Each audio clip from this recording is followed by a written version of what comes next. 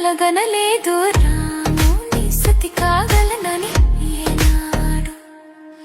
రాముడు అనుకోలేదు జానకి పతి కాగలనని ఆనాడు ఎవయవు అనుకోనిది ఈనాడు మనకు నిజమైనది ఆ రామాయణం మన జీవన పారాయణం రాముడు అనుకోలేదు జానకి పతి కాగలనని